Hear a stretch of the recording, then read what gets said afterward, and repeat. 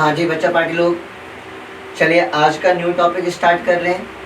आज का जो हमारा टॉपिक है बच्चों, वो टॉपिक है अवतल दर्पण के लिए दर्पण सूत्र का व्यंजक प्राप्त करना है।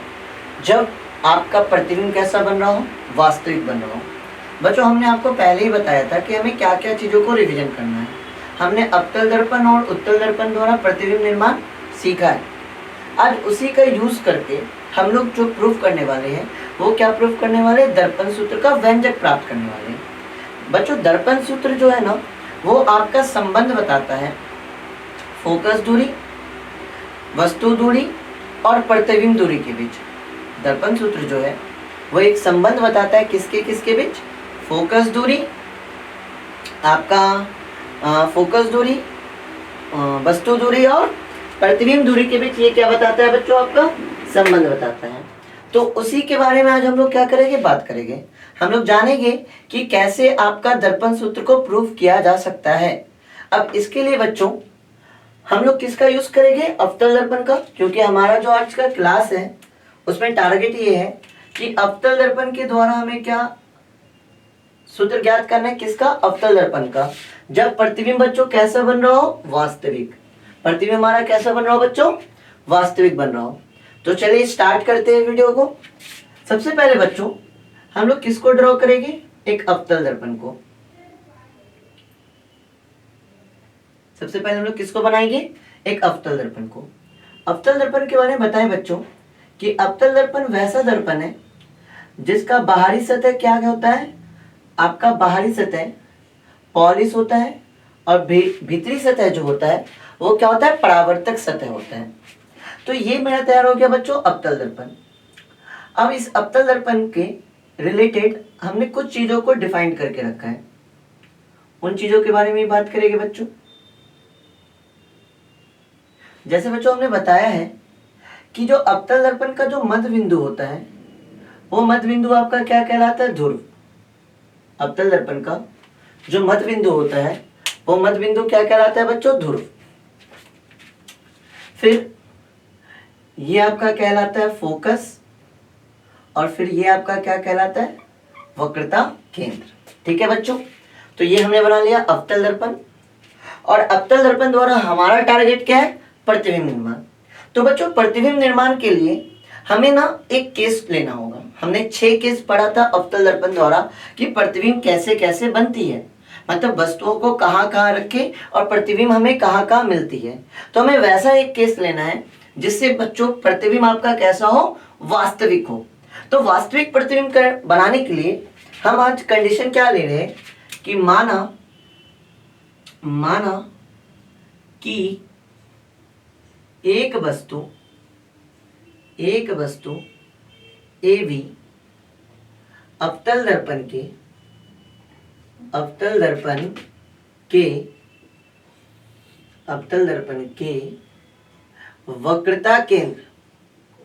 वक्रता केंद्र C के परे, वक्रता केंद्र C के परे स्थित है। वक्रता केंद्र C के परे स्थित है। ठीक है, एक वस्तु हम लोग क्या ले रहे हैं, ए बी, जो अवतल दर्पण के वक्रता केंद्र से परे है। ये हो गया बच्चों आपका एक वस्तु। इस वस्तु का नाम दे देते हैं, ये वस्तु हमारा क्या है, ए बी। ए बी एक वस्तु है जो अवतल दर्पण के क्या है बच्चों, परे है, मतलब अवतल दर्पण से बाद है। अब याद कीजिए बच्चों कि इस वस्तु का अगर हमें प्रतिबिंब बनाना है तो प्रतिबिंब बनाने के लिए हम लोग क्या कर सकते हैं। तो प्रतिबिंब बनाने के लिए बच्चों हमें इस वस्तु से कम 2 किरण निकालना होगा। कितने किरण की जरूरत होगी, कम से कम हमें 2 किरण की जरूरत होगी अगर किसी भी वस्तु का प्रतिबिंब निर्माण करना है। तो यहाँ भी हमें वस्तु ए बी का प्रतिबिंब निर्माण करना है बच्चों। तो इसके लिए हमें 2 किरणों की आवश्यकता होगी। एक किरणें, ध्यान दीजिएगा बच्चों, एक किरणें हम लोग भेज रहे हैं मुख्य अक्ष के समांतर।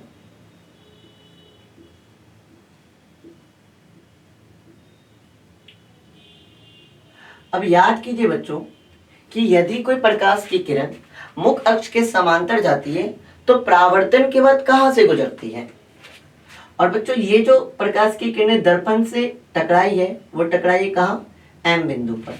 तो एम हमारे लिए क्या हो जाएगा बच्चों, आपतन बिंदु। अब यहां से टकराने के बाद प्रकाश की किरणें कैसे जाएगी, कुछ यूं याद कीजिए, जब कोई प्रकाश की किरणें अवतल दर्पण के मुख अक्ष के समांतर होती है तो दर्पण से परावर्तन के बाद कहां से गुजरती है, फोकस से। याद आ गया, याद आ गया कि ये जो किरणें हैं ये दर्पण से टकराने के बाद कहां से गुजरेगी बच्चों, फोकस से। चलिए ठीक है, एक किरणें हमने यहां से गुजार दी। अब एक किरणें बच्चों हम लोग गुजारेंगे वक्रता केंद्र से।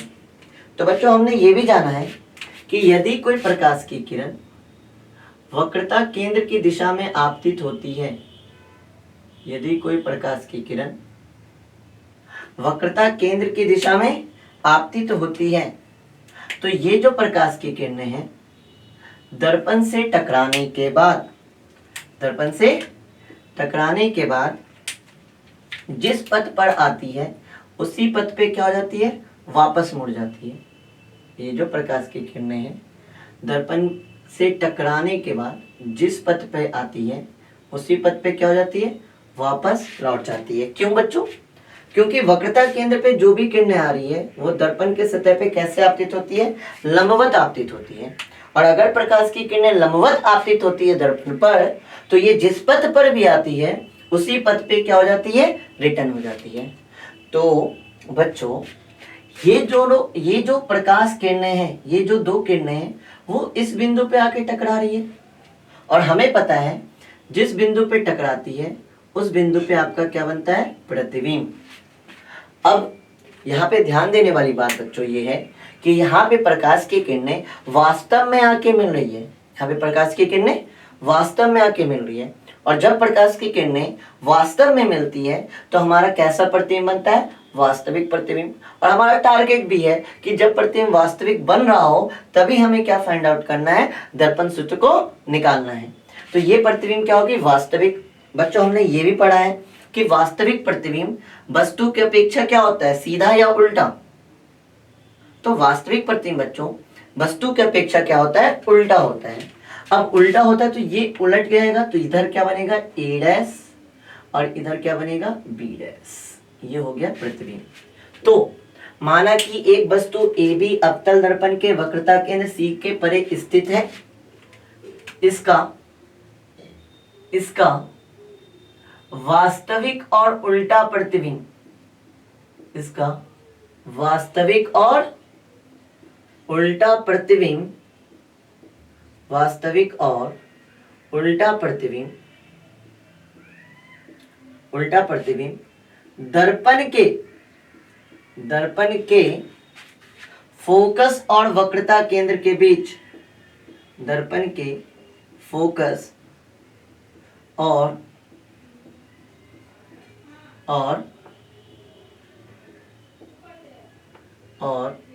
वक्रता केंद्र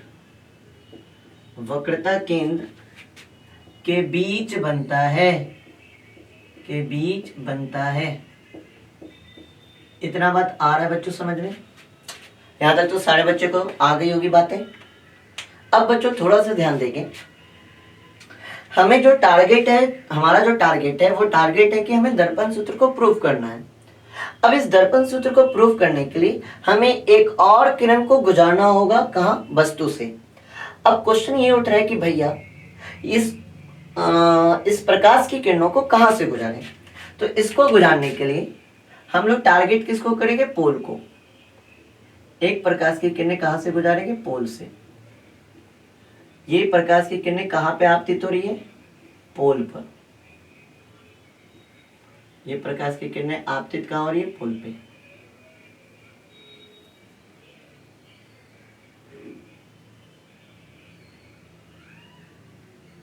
ठीक है, पोल पे आपतित हो रही है। तो बच्चों यहाँ पे थोड़ा सा ध्यान देंगे कि हमने ये चीज सीखा है कि अगर कोई आपका स्फेरिकल मिरर है, गोलीय दर्पण है, गोलीय दर्पण के केंद्र से दर्पण के सतह पे जो भी लाइन जाती है वो लाइन उस दर्पण के लिए क्या होती है, लंबवत होती है। वो लाइन दर्पण के लिए क्या होती है, लंबवत होती है। तो हमारे लिए जो ये प्रधान अक्ष है वो प्रधान अक्ष हमारे लिए किसके भांति काम करेगा? अभिलंब। किसके भांति काम करेगा? अभिलंब की भांति। और अभिलंब की भांति काम करेगा बच्चों, तो यहाँ से आपतित किरण और ये अभिलंब, तो इनके बीच का जो कोण होगा वो क्या होगा? आपतन कोण आई। इनके बीच का जो कोण होगा वो कोण कितना होगा? आपतन कोण आई। ठीक है बच्चों। अब हमने ये भी परावर्तन के नियम से हमने ये सीखा है कि बच्चों आपतन कोण बराबर होता है परावर्तन कोण। आपतन कोण बराबर क्या होता है? परावर्तन कोण। अगर आपका आई आपतन कोण है तो उतने ही कोण से प्रकाश की किरणें वापस से क्या होगी? परावर्तित होगी। और कहां से गुजरेगी? इसी बिंदु ए डैश से। यहां से प्रकाश क्या होगी? परावर्तित होगी।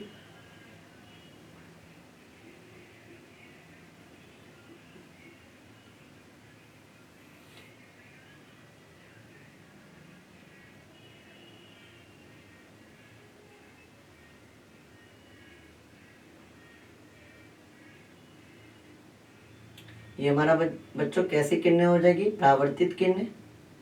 ठीक है। और यहाँ पे जो कोण बनेगा बच्चों वो होगा परावर्तन कोण आर। यहाँ पे जो कोण बनेगा बच्चों वो क्या होगा? परावर्तन कोण आर। परावर्तन कोण आर। ठीक है। और आई इज इक्वल टू क्या होता है? आर। और यहीं पे आके आपकी वापस से किरणें क्या हो जाएगी? मिल जाएगी। अगर हम बच्चों यहाँ से बहुत सारी किरणों को भेजें, लगभग 5000 किरणों को भेजें, तो ये 5000 किरणें भी दर्पण से परावर्तन के बाद एक ही बिंदु पे आके मिलेगी और वो बिंदु क्या हो जाएगी आपकी बच्चों? ए डैश। ठीक है। तो यहाँ पे आपका क्या बन रहा है? प्रतिबिंब। तो ये था हमारा रे डायग्राम। किसको प्रूफ करने के लिए? आपके दर्पण सूत्र को प्रूफ करने के लिए ये था हमारा रे डायग्राम, किरण आरेख। तो इसको ड्रॉ कर लेंगे सबसे पहले। ठीक है। वापस हम इसको समझा देते हैं एक बार हमने क्या क्या किया है। सबसे पहले हमने एक अवतल दर्पण ड्रॉ किया। अवतल दर्पण का मध्य बिंदु क्या कहलाता है? ध्रुव। ये हो गया फोकस और ये हो गया वक्रता केंद्र। वक्रता केंद्र और ध्रुव से गुजरने वाली रेखा को हम लोग क्या कहते हैं? प्रधान अक्ष। तो ये जो ब्लू लाइन है बच्चों ये क्या है? प्रधान अक्ष। अब हमें क्या करना है? हमें दर्पण सूत्र को प्रूफ करना है। तो इसके लिए हमें एक कंडीशन लेना होगा, क्योंकि हमारा टारगेट है कि आपका दर्पण सूत्र प्रूव करे जब प्रतिबिंब क्या हो? वास्तविक। तो उसके लिए बच्चों हमने जो कंडीशन लिया है वो क्या लिया है कि माना कि एक वस्तु ए बी अवतल दर्पण के वक्रता केंद्र से परे रखे। परे मतलब इससे दूर, वक्रता केंद्र के परे रखे है। जब परे रखे हैं तो इस वस्तु का प्रतिबिंब बनाना होगा और इसके प्रतिबिंब को बनाने के लिए हमें कम से कम 2 किरणों की आवश्यकता होगी। एक किरणों को हमने मुख्य अक्ष के समांतर भेजा। ये मुख्य अक्ष के समांतर जाने वाली किरण दर्पण से एम बिंदु पे आके टकराती है। टकराने के बाद ये परावर्तित होकर कहां से गुजरेगी बच्चों? फोकस से। एक किरणों को हमने वक्रता केंद्र से भेजा और हमने ये पढ़ा है बच्चों कि जब प्रकाश की किरणें वक्रता केंद्र की दिशा में आपतित होती है तो जिस पथ से आती है उसी पथ पे क्या हो जाती है? वापस लौट जाती है। तो ये दोनों प्रकाश की किरणें इस बिंदु पे मिल रही है। जिस बिंदु पे मिलती है और जिस बिंदु पे वास्तव में मिलती है उस बिंदु पे क्या बनेगा? इसका वास्तविक प्रतिबिंब। और वास्तविक प्रतिबिंब वस्तु की अपेक्षा बस क्या होता है बच्चों? उल्टा होता है। तो वस्तु हमारा ए बी है, प्रतिबिंब बन गया ए डैश बी डैश। तो ये हमने रे डायग्राम ड्रॉ किया। पर अब दर्पण फॉर्मूला को, दर्पण सूत्र को प्रूफ करने के लिए एक और किरणों की आवश्यकता होती है बच्चों। तो एक किरण हमने कहां से भेजा? आपका वस्तु से निकली और कहां पे गई? ध्रुव पे।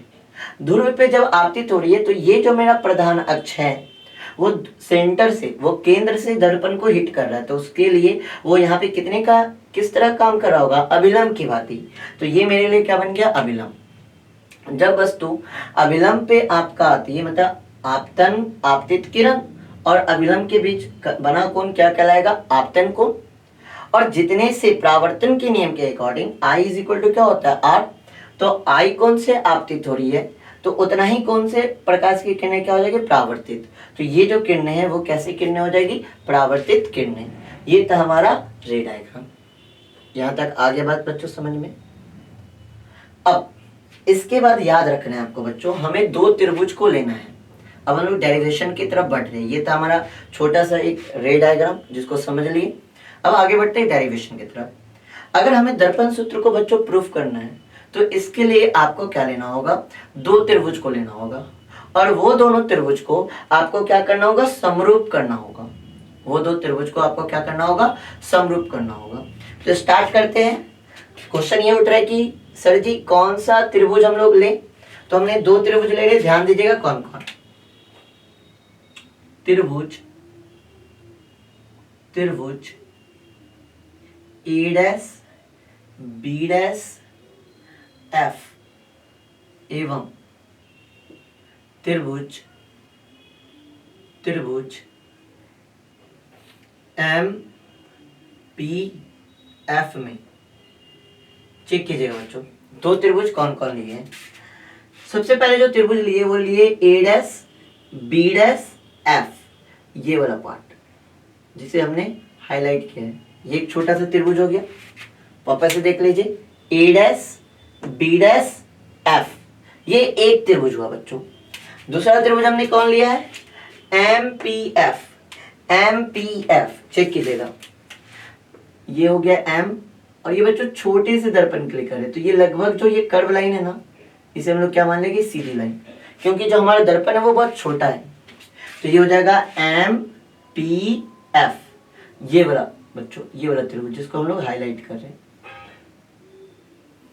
चेक कीजिए M P F, M P F, ये दो त्रिभुज हमने क्या कर लिया, कंसीडर कर लिया।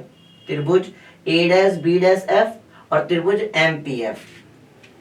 त्रिभुज ए डैश बी डैश एफ और त्रिभुज एम पी एफ, ये दो त्रिभुज को बच्चों हमने क्या किया, कंसीडर किया।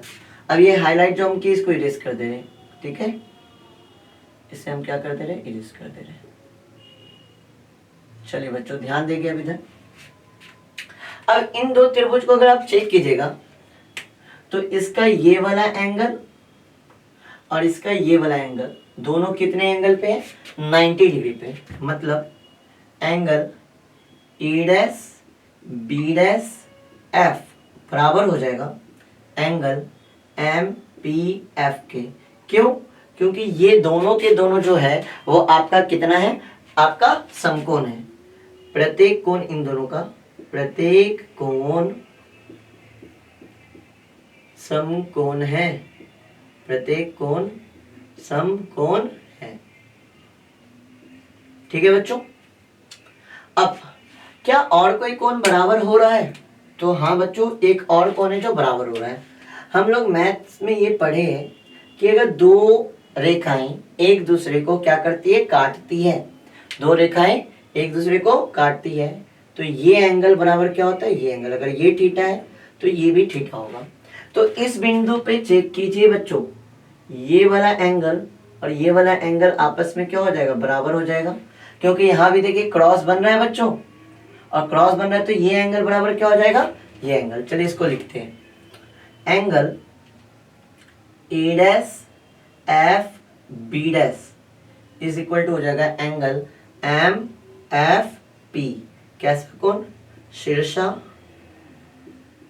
इस कोण को हम लोग क्या नाम से जानते हैं, शीर्षाभिमुख कोण। किस नाम से, शीर्षाभिमुख कोण। अब यदि किसी दो त्रिभुज का दो कोण आपका बच्चों इक्वल हो जाता है, बराबर हो जाता है, तो ऐसे त्रिभुज आपके समरूप त्रिभुज कहलाते हैं। अतः त्रिभुज ए डैश बी डैश एफ तथा त्रिभुज एम पी एफ समरूप है। कैसे है, समरूप है। अब बच्चों एक चीज आपको याद रखना है, आप लोग पढ़े होंगे मैथ में कि यदि दो त्रिभुज समरूप होता है तो समरूप त्रिभुज की एक प्रॉपर्टी होती है बच्चों। क्या प्रॉपर्टी होती है उसको समझते हैं। जैसे हमारे पास दो त्रिभुज है, एक त्रिभुज है हमारे पास ए पी सी, और बच्चों एक त्रिभुज है पी क्यू आर। तो ये भी 90 डिग्री, ये भी 90 डिग्री। यहाँ पे कितने का कोण बन रहा है, थीटा का, यहाँ पे कोण कितने का बन रहा है, थीटा का। ठीक है बच्चों, त्रिभुज एबीसी और पीक्यूआर में अगर ये कोण और ये कोण इक्वल है और ये कोण और ये कोण इक्वल, दोनों क्या है, इक्वल है, तो त्रिभुज एबीसी और पीक्यूआर क्या हो जाएगा, समरूप। और समरूप त्रिभुज की ये प्रॉपर्टी होती है कि इस त्रिभुज का हाइट अपॉन होता है इस त्रिभुज के हाइट के। तो त्रिभुज एबीसी में हाइट क्या हो गया, AB, और पीक्यूआर में हाइट क्या हो गया, PQ। तो AB अपॉन PQ बराबर हो जाएगा इस त्रिभुज का आधार मतलब बेस BC और इस त्रिभुज का आधार QR। ये दोनों त्रिभुज का आधार, इन दोनों का अनुपात इनके ऊंचाई के अनुपात के क्या होता है, बराबर होता है। ये किसकी प्रॉपर्टी है, ये समरूप त्रिभुज की प्रॉपर्टी है। आप लोगों ने बचपन में पढ़ा होगा, हालांकि नहीं पढ़े तो मैंने यहाँ पे समझा दिया है कि समरूप त्रिभुज के प्रॉपर्टी का यूज करेंगे। तो हमारे पास जो त्रिभुज है जो हमारे लिए समरूप हुए हैं वो कौन कौन है, वो है A', B', F और दूसरा है MPF। अब अगर हम पहले वाले त्रिभुज को चेक करें A', B', F को, तो आप चेक कीजिए बच्चों, इस त्रिभुज का हाइट क्या है, A', B' अपॉन में दूसरे वाला जो त्रिभुज है MPF, उसमें हाइट कौन है, MP, उसमें हाइट कौन है, MP। तो इन दोनों के हाइट का अनुपात बराबर इनके आधार के अनुपात के बराबर होगा। आधार देखिए, इसका आधार आपका क्या है, B', अपॉन में इसका आधार क्या है, इसका आधार है त्रिभुज MPF में इसका आधार क्या है, PF, इसका आधार क्या है, PF। ठीक है बच्चों, अब A', B' अपॉन, अब थोड़ा सा बच्चों ध्यान देना है यहाँ पे कि ये जो MP है, ये किसके बराबर है, AB के। ये जो MP है ये किसके बराबर है, AB के। तो जहां पे बच्चों MP है उस MP के जगह, ये जो MP है इस MP की जगह हम लोग क्या लिख सकते हैं, AB। तो जहां पे बच्चों MP है उसके जगह क्या देते हैं, AB बराबर क्या हो जाएगा, B', अपॉन PF। और इसे हम लोग क्या मान लेते हैं, समीकरण 1। इसे हम लोग क्या मान लेते हैं, समीकरण 1। यहां तक आपका एक पार्ट कंप्लीट हुआ सर। फटाफट यहां तक अगर नोट करना है तो नोट कीजिए, स्क्रीनशॉट लेना है स्क्रीनशॉट लीजिए, हम देख लेते हैं कि फ्रेम में आ रहा है कि नहीं सब कुछ।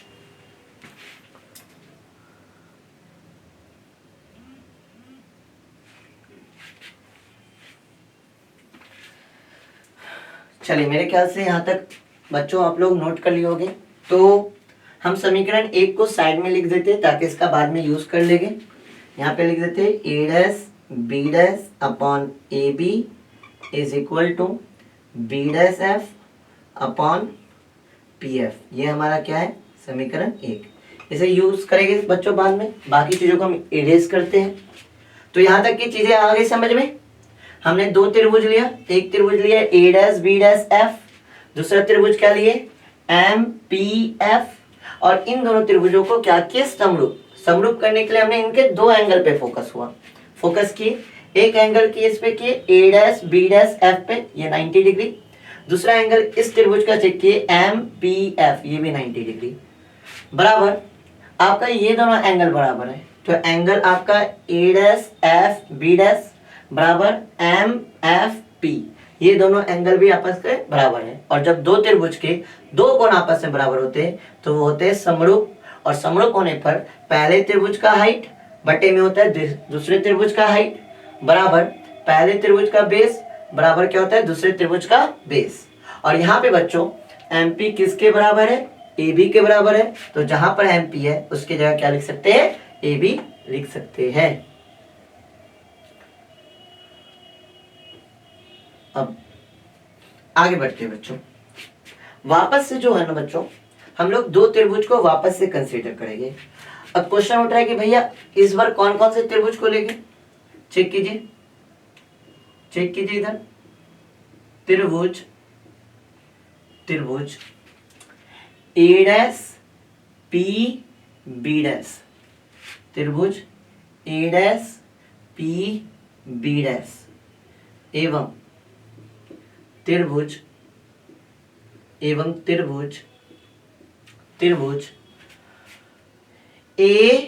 पी बी में, वापस से मेरे साथ बच्चों ध्यान दीजिए, हमने कौन कौन से त्रिभुज को लिया है। हमने पहला जो त्रिभुज लिया है वो लिए, चेक कीजिएगा, ए डैश पी बी डैश, मतलब ये वाला त्रिभुज देख रहे हैं, हमने इसे ब्लैक डॉट से प्रिंट किया है। A dash P B dash, ये मेरा पहला त्रिभुज। दूसरा त्रिभुज कौन लिया बच्चों, ए पी बी, मतलब ये ऊपर वाला त्रिभुज, ये वाला त्रिभुज। तो ये दोनों त्रिभुज को हम लोग चेक करेंगे, क्या ये दोनों त्रिभुज एक दूसरे के समरूप है, क्या ये दोनों त्रिभुज एक दूसरे के समरूप है, इसको चेक करें। समरूप होने के लिए कंडीशन वही है, हमें देखना होगा क्या दो कोण बराबर है। तो चेक कीजिए बच्चों, यहाँ पे कितने का कोण बन रहा है, 90 डिग्री, और यहाँ पे भी कितने का कोण बन रहा है, 90 डिग्री, मतलब दो कोण तो बराबर है। कौन कौन, एक है आपका ए डैश बी डैश एफ बराबर, यहाँ पर है एंगल ए बी पी, प्रत्येक कोण समकोण है।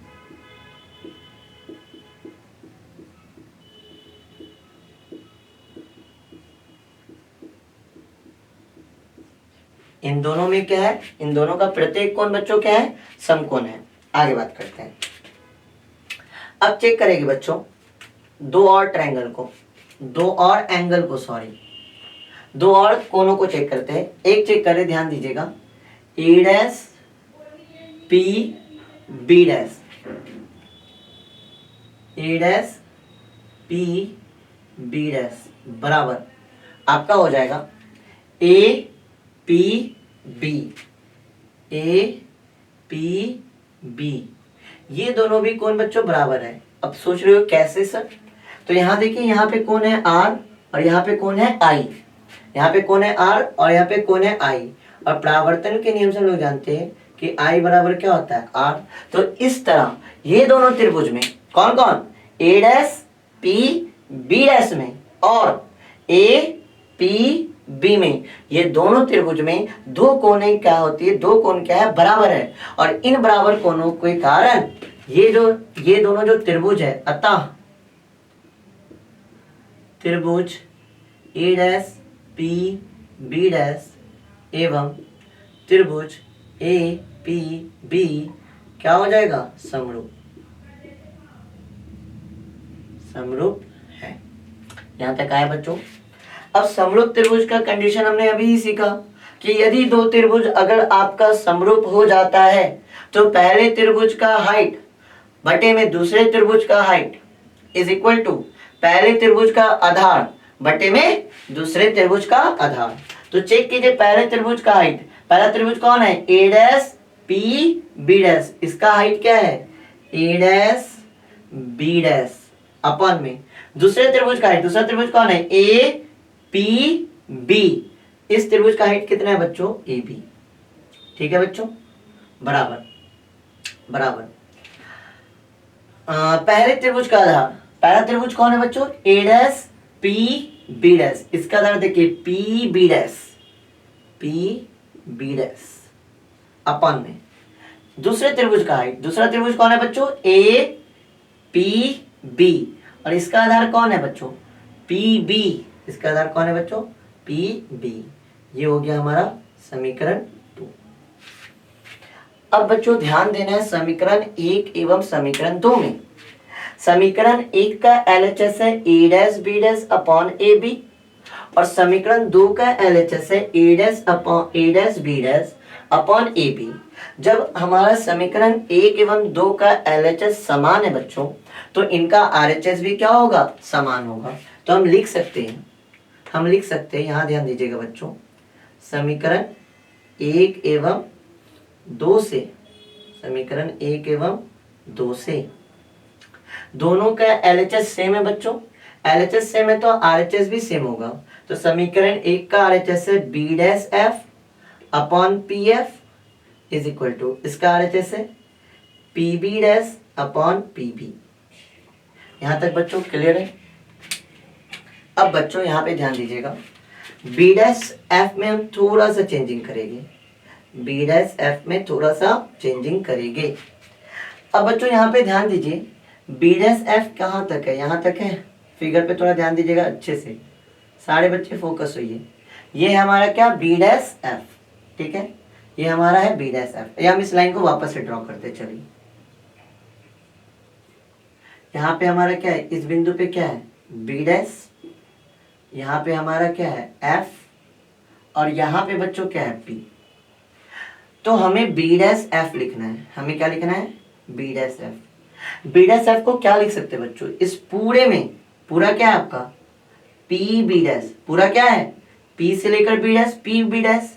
उसमें हम लोग क्या करेंगे बच्चों, पी एफ को क्या करेंगे, घटा देंगे। उसमें क्या करेंगे, पी एफ को घटा देंगे।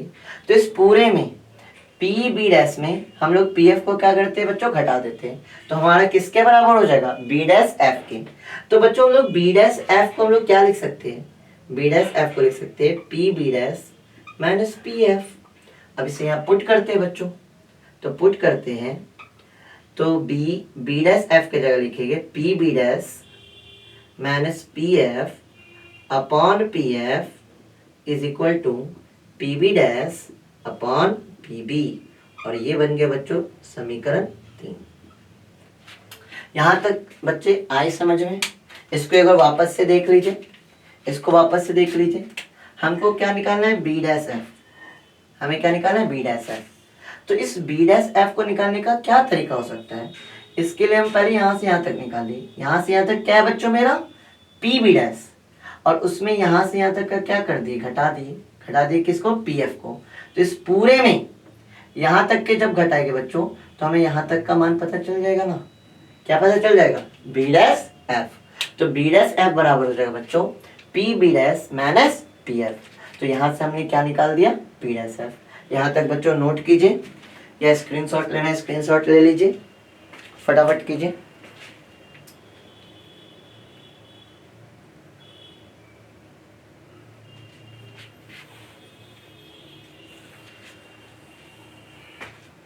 हाँ जी बच्चों, यहाँ तक चीजें हो गई होगी। अब इनको हम इरेज कर देते हैं। सिर्फ हम किससे रहने देंगे, समीकरण 3 को। समीकरण 1 2 या बाकी जो भी चीजें हम सबको क्या कर रहे हैं, इरेज कर रहे हैं।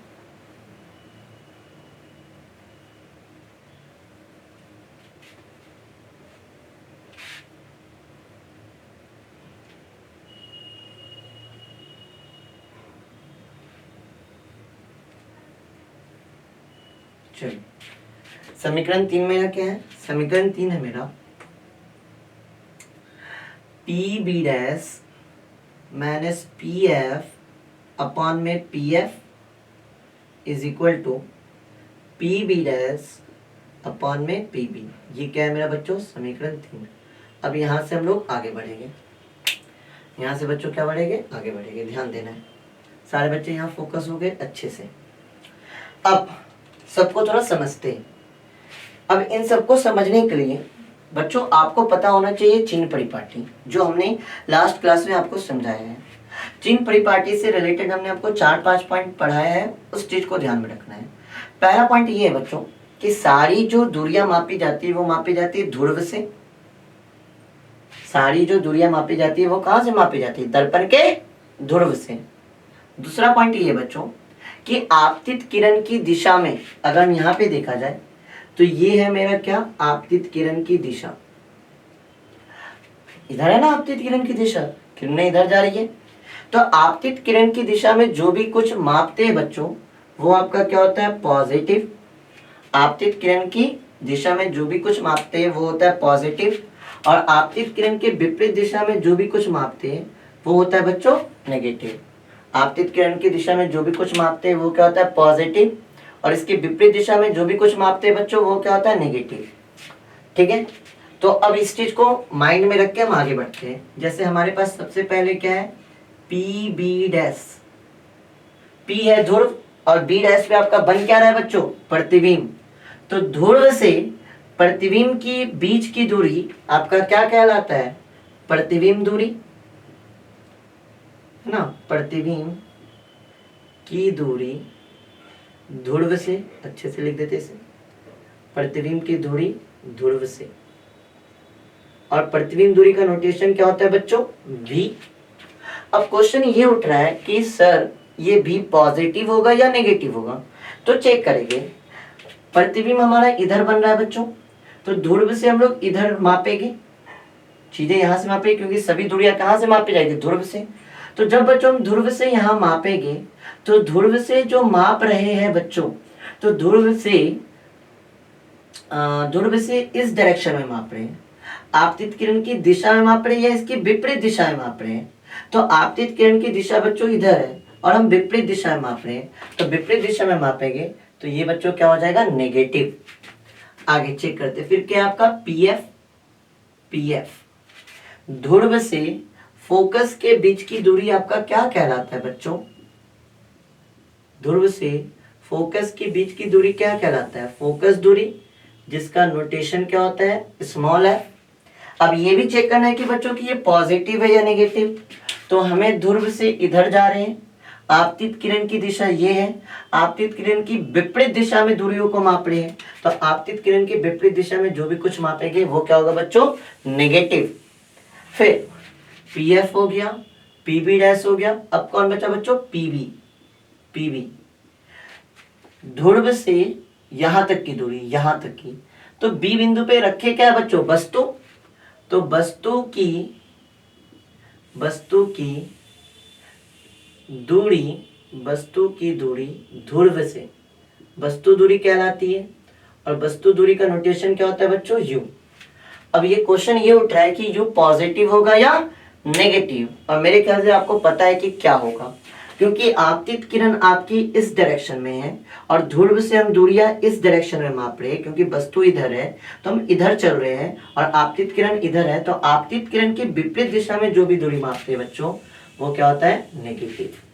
यहां तक आया बच्चों? अब समीकरण 3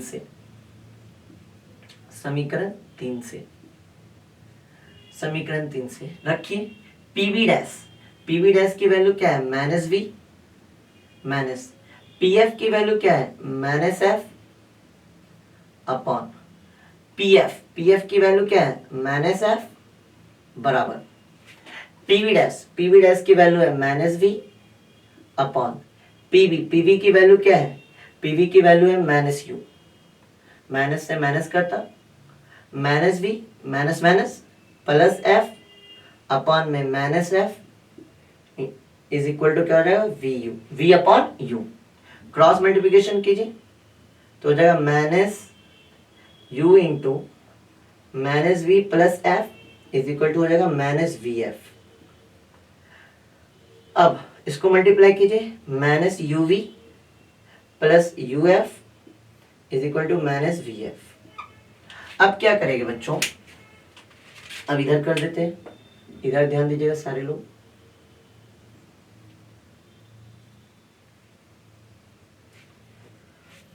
अब दोनों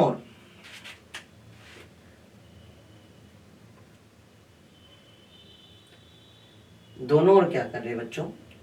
दोनों ओर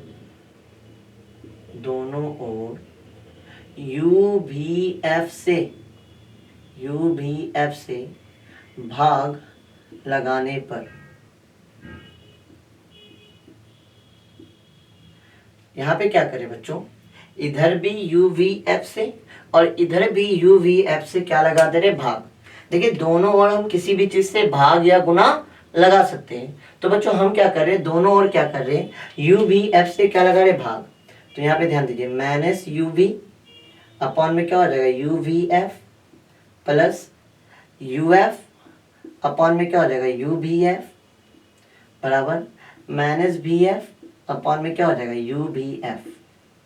अब जब बच्चों भाग लगा दिए तो आप खुद देखिए, यहाँ देखिए यूवी से यूवी कैंसिल, यूएफ से यूएफ कैंसिल, वीएफ से वीएफ कैंसिल। क्या बचा बच्चों? यहाँ पे माइनस 1 अपॉन एफ।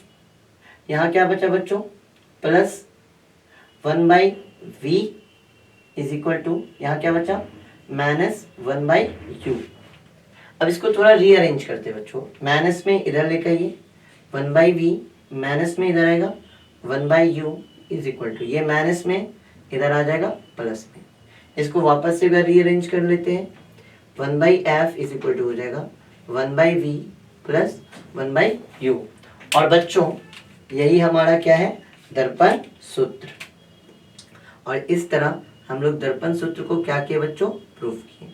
तो एग्जाम में जो आता है इससे क्वेश्चन बच्चों, ऑप्टिक्स का ये लॉन्ग पोर्शन है, मतलब ग्रेटेस्ट नंबर के लिए आता है, 5 मार्क्स के लिए आता है।